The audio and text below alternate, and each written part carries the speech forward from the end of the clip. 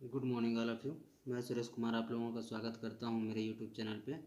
आज हम लोग बात करेंगे बीएड फोर्थ सेमेस्टर के अंतर्गत जेंडर स्कूल एंड सोसाइटी के अंतर्गत यूनिट फर्स्ट के टॉपिक में। और आज हम लोग देखने जा रहे हैं जेंडर बायस।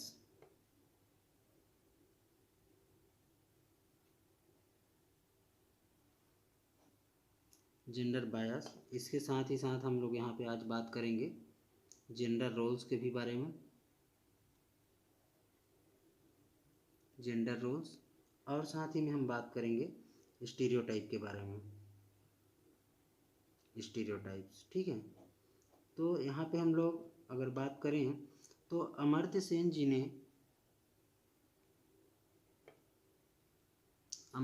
जी ने क्या कहा है कि जो स्त्री पुरुष विषमता केवल एक सामाजिक विफलता ही नहीं है। अमर्त्य सेन ने क्या कहा था?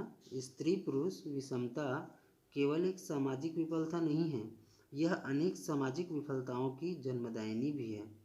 ठीक है, लैंगिक पक्षपात को समझने से पूर्व भारत की ऐतिहासिक पृष्ठभूमि पर नज़र डालना आवश्यक हो जाता है। यह भी जानना आवश्यक है कि भारत में लैंगिक स्थिति क्या रही है। भारत में प्राचीन काल से ही वर्तमान तक नारी की स्थिति में व्यापक परिवर्तन हुआ है। नारी की स्थिति जो प्राचीन सनातन काल एवं वैदिक काल में थी वह आज नहीं रही। नारी की स्थिति में निरंतर गिरावट हुई है।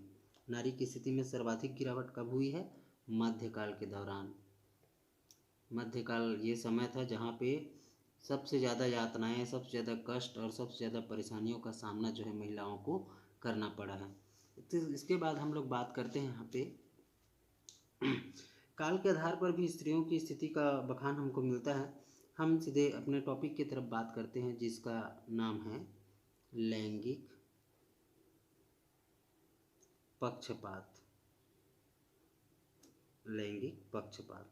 आज हम लोग लैंगिक पक्षपात के बारे में बात करेंगे, फिर नेक्स्ट क्लास में हम लोग जेंडर रोल्स और स्टीरियोटाइप के बारे में बात करेंगे।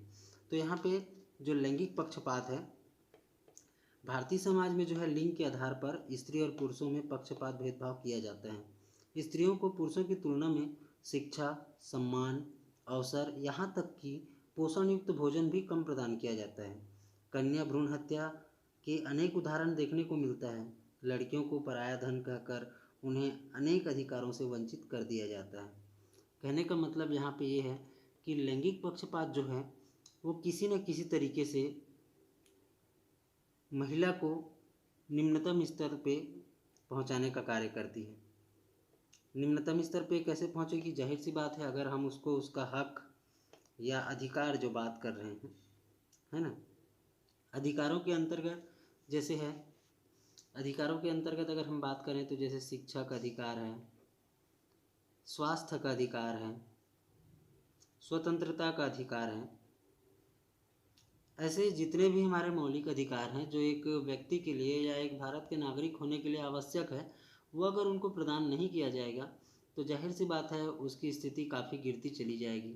तो यही जो है लैंगिक पक्षपात का रूप यहाँ पे ले लेता है कि उसको हम किसी भी प्रकार के अधिकार से वंचित कर देते हैं, उनके साथ भेदभावपूर्ण व्यवहार करते हैं, एक लड़की को कम और एक लड़के को अधिक आंकते हैं।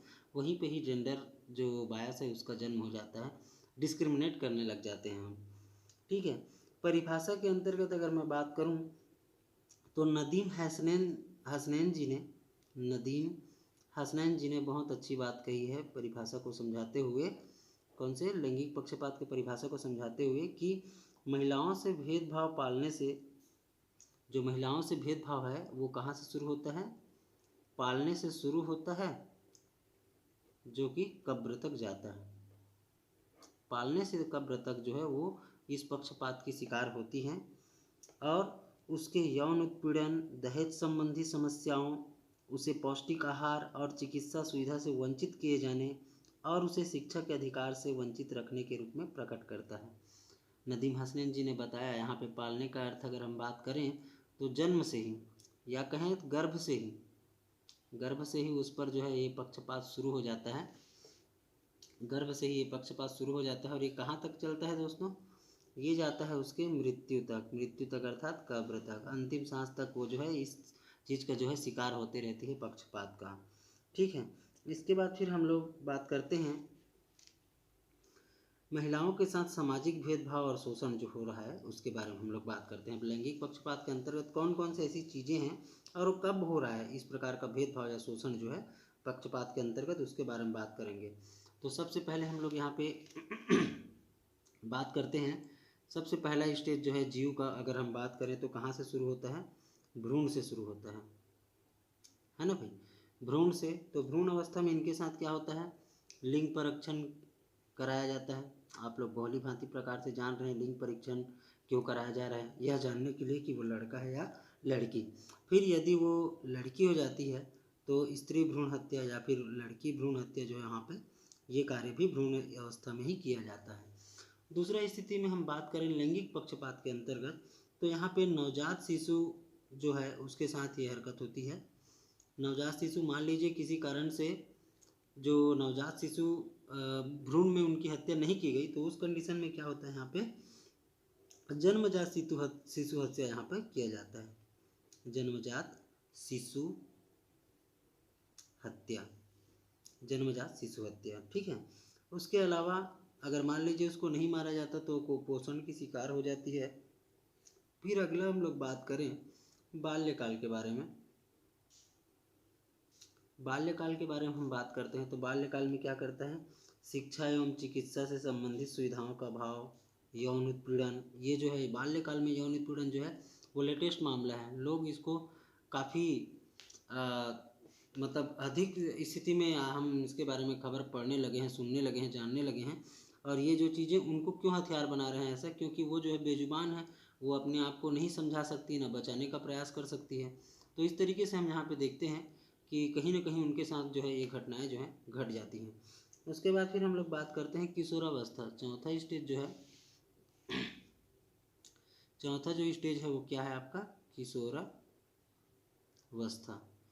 किशोरावस्था में क्या होता है, तो किशोरावस्था में बाल विवाह होता है।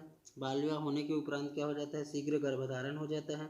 गर्भावस्था की स्थिति में उनको पोषक आहार की अनुपलब्धता हो जाती है। यौन हिंसा होता है, जबरन वैश्यावृत्ति कराया जा सकता है, बलात्कार, छेड़छाड़, यौन उत्पीड़न, अपहरण इत्यादि बहुत सारे ऐसे चीज़ें जो है इसमें कराए जाते हैं। जिसके अंतर्गत अन्य हम बात करें तो चिकित्सकीय हिंसा है ना, सिजेरियन ऑपरेशन, असुरक्षित गर्भपात, हानिकारक दवाओं का उपयोग करना, ये सब के लिए उसको बाध्य किया जाता है। गर्भ निरोधक दवाएं खिलाना, लिंग परीक्षण हेतु विभिन्न प्रकार के परीक्षण करवाना, ठीक है। दहेज उत्पीड़न, विधवा जीवन व्यतीत करने पर मजबूर करना, घरेलू हिंसा, ताने कसना, मारपीट, बांझपन, है ना, लड़का पैदा करने के लिए दबाव करना, परित्याग। इस तरीके से हम देखते हैं तो बहुत सारी समस्याओं को उनको सामना किशोरावस्था में करना पड़ता है, और जो कि एक लैंगिक पक्षपात के अंतर्गत आता है। उसके अंतर्गत अगर हम बात करें तो टोन्ही प्रताड़ना आप सुने होंगे, जो काफ़ी दयनीय स्थिति है टोन्ही प्रताड़ना। ये टोन्ही प्रताड़ना जो है कैसे होता है, ये जो टोन्ही प्रताड़ना है अक्सर देखा गया है कि पति के मृत्यु के बाद जो महिला है या जो बहू है उसके साथ इस प्रकार का जो उसके ऊपर इल्ज़ाम जो है लगाया जाता है, और उसको टोन्ही प्रताड़ना के अंतर्गत सामाजिक बहिष्कार तक इसका किया जा सकता है। सामाजिक बहिष्कार इनका कर दिया जाता है। तो इस तरीके से हम यहाँ पे देखते हैं तो हमको पता चलता है कि वो किसी भी अवस्था में हो उनके साथ कहीं ना कहीं प्रकार से किसी न किसी प्रकार से पक्षपात होता ही है। उसके बाद फिर हम एक चीज़ बात करते हैं इसमें, एक चीज़ बच गया हमारा, कौन सा अवस्था, वो है वृद्धावस्था। पांचवा अवस्था बात करते हैं वृद्धावस्था। तो ये जो वृद्धावस्था है, वृद्धावस्था में क्या होता है, सबसे पहली बात तो उसको घर से बाहर निकाल देते हैं कई बार, है ना, परित्याग कर देते हैं। उसके बाद उनकी उपेक्षा की जाती है। बुजुर्ग महिलाओं के साथ घरेलू कामकाज की तरह व्यवहार किया जाता है इत्यादि। मेन चीज़ इसमें सबसे ज़्यादा बड़ी घटना जो है परित्याग, उसको वृद्धाश्रम भेज दिया जाता है ना। जब उनको अपने बच्चों की सबसे ज़्यादा ज़रूरत होती है तब वो जो है वहाँ पे मौजूद नहीं होते हैं। और बच्चों के लिए भी यह चीज़ आवश्यक है कि वो अपनी माता को, जब उनको सबसे ज़्यादा ज़रूरी है अपने माता पिता को, तभी वो उनको जो है घर से बेदखल कर देते हैं और उनकी सारी जायदाद प्रॉपर्टी को हथिया लेते हैं। तो इस तरीके से हमने देखा लैंगिक पक्षपात के अंतर्गत कि कौन कौन सी ऐसी चीज़ें हैं, घटनाएं हैं जो होती हैं। अब उसके बाद फिर हम लोग बात करते हैं लैंगिक पक्षपात के अंतर्गत कि लैंगिक पक्षपात के क्या कारण हैं। चलिए देखते हैं लैंगिक पक्षपात के कारण। लैंगिक पक्षपात के कारण। लैंगिक पक्षपात के कौन कौन से कारण हैं, कॉजेस ऑफ जेंडर बायस। तो इसके अंतर्गत सबसे पहला पॉइंट मैं यहाँ पे लेना चाहूँगा, वो क्या है, सामाजिक कुप्रथाएं। सामाजिक कुप्रथाएं। सामाजिक कुप्रथाएं के अंतर्गत अगर हम बात करें तो देखिए सामाजिक कुप्रथाएं कैसी हैं। तो इस प्रकार की जो चीज़ें हैं वो लिंग पक्षपात को बढ़ावा देने में वर्तमान सामाजिक कुप्रथाओं का बहुत बड़ा हाथ है। समाज में अनेक प्रकार की प्रथाएं जैसे पितृसत्तात्मक सामाजिक व्यवस्था, दहेज प्रथा, विधवा प्रथा, पर्दा प्रथा इत्यादि विद्यमान हैं। इन सामाजिक कुप्रथाओं के कारण स्त्रियों की स्थिति में निरंतर गिरावट आई है। अब उसके बाद फिर हम लोग अगले पॉइंट के बारे में बात करते हैं, संकुचित विचारधारा। दूसरा पॉइंट जो है वो क्या है हमारा, संकुचित विचारधारा। संकुचित विचारधारा। संकुचित विचारधारा के अंतर्गत क्या है, नैरो थिंकिंग है ना, पुत्र को बुढ़ापे का सहारा, माँ बाप की लाठी होना, कुल का चिराग होना, पराया धन होना, पितृ ऋण, उत्तराधिकारी, वारिस, वंश चलाने वाला इत्यादि मानकर स्त्रियों की उपेक्षा की जाती है, जिससे परिवार जो है पुत्र प्राप्त करना चाहते हैं तथा स्त्रियों के साथ भेदभाव करते हैं। तो जाहिर सी बात है इस तरीके की संकुचित विचारधारा भी कहीं ना कहीं लैंगिक पक्षपात को जो है जन्म देती है। तीसरा पॉइंट बात करते हैं हम अशिक्षा के बारे में। तो अशिक्षा के अभाव में हम देखते हैं भारतीय समाज में स्त्रियों को आज भी परिवार संभालने वाली, संतान उत्पादन करने वाली, घर की चार दीवारी में रहने वाली माना जा रहा है। शिक्षा के अभाव में आज भी स्त्रियों को पुरुषों की तुलना में दुर्बल माना जाता है, जिससे जो है लिंग पक्षपात जो है बढ़ता जा रहा है। ठीक है, हम लोग बात कर रहे थे अभी अशिक्षा के बारे में। अशिक्षा के अंतर्गत भी उसको जो है लैंगिक पक्षपात यहाँ पे किया जाता है। इसके बाद फिर हम लोग बात करेंगे इसके अगले कारण के अंतर्गत, जो कि सबसे बड़ा और भयावह है, आप अच्छी तरीके से जानते हैं, वो क्या है, गरीबी। गरीबी। आप देखेंगे कि भारत में जो आधी से ज़्यादा जनता है वो गरीबी रेखा में जीवन व्यतीत कर रही है। तो यह भी लिंग पक्षपात का एक महत्वपूर्ण कारण है ना। इसके कारण भी जो है उनके सामाजिक और आर्थिक जो विकास में काफ़ी गिरावट आती है। प्रत्येक परिवार जो है पुत्र संतान चाहता है, स्त्रियों को दोयम दर्जे में रखना प्रारंभ कर देते हैं इसी कारण से, है ना। पांचवें कारण के बारे में हम लोग यहाँ पे बात करते हैं, वो क्या है, पितृस्थानीय व्यवस्था। ठीक है, पांचवें कारण के बारे में हम लोग बात करते हैं, पितृस्थानीय व्यवस्था। पितृस्थानीय व्यवस्था के अंतर्गत हम लोग बात करते हैं, यहाँ पे पूरी तरीके से पितृसत्तात्मक व्यवस्था है, हमको अच्छी तरीके से पता है ना। और ये भी एक कारण है जो लैंगिक पक्षपात को जन्म देती है। छठा कारण बात करते हैं कि महिलाओं में कोई संगठन नहीं है, संगठन का अभाव है, जिस कारण से भी इस प्रकार के पक्षपात जो है हमको देखने को मिलते हैं। सातवां पॉइंट हम लोग यहाँ पे बात करते हैं कि महिलाओं में जो है जन चेतना का अभाव है, अर्थात महिलाएं जो है अभी तक जो है जागरूक नहीं हो पाई हैं, जागरूकता की कहीं ना कहीं कमी पाई गई है। आठवां पॉइंट के बारे में हम लोग यहाँ बात करते हैं, सांस्कृतिक कारण है, सांस्कृतिक कारण है ना, जिसके अंतर्गत उनको सांस्कृतिक होना पड़ता है, पूजा पाठ इत्यादि में अपना ध्यान देना पड़ता है ना।